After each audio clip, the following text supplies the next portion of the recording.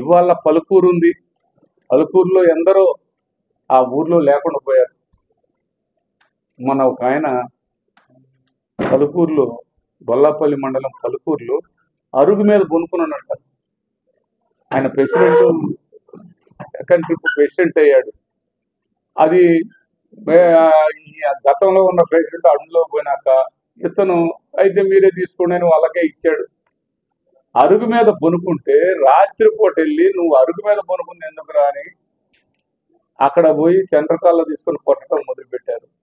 ఆ పెద్ద ఆయన 60 సంవత్సరాల పైన ఉంటాయి. ఆ పెద్ద ఆయన కేకలు ఇస్తే అదే తెలుగుదేశం పార్టీ ఆడవాళ్ళు వచ్చి ఏమొచ్చింది మీకు, ఆ పెద్ద ఆయన ఆ విధంగా కొడుతున్నారు, ఊరు మొత్తం అందరూ పోయారు కదా, ముందు ఆ ఒక్క ముసలోడు, ఆ ముసలిని కూడా ఆ విధంగా కొడుతున్నారు, అంత అరాచకంగా కొడుతున్నారు, మనం మనుషులమా కాదా అని అదే తెలుగుదేశం పార్టీ ఆడవాళ్ళందరూ ఇది అన్యాయం అని చెప్పారు.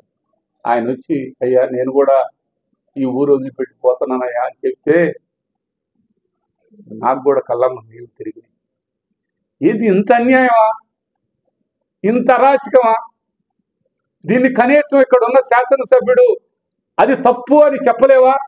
ఆ మాట అడిగితే ఎదురు దాడి చేస్తావా? నిన్ను లోపలేపిస్తానంటావు. ఏంది ఎవరు భయపడుతున్నారు? మేము రెడీగా ఉన్నాం, మీ ఇష్టం వచ్చినప్పుడు మీ దుర్మార్గానికి ఎదురు మాట్లాడకూడదంటే అది సాధ్యపడని పరిస్థితి. ఎదురు మాట్లాడతాం, తప్పును ఖండిస్తాం, ఎదురు తిరుగుతాం. మీరు తప్పు చేస్తే చూస్తూ ఊరుకుండే ప్రశ్నే లేదని కూడా ఈ సందర్భంగా తెలియపరుస్తున్నాం.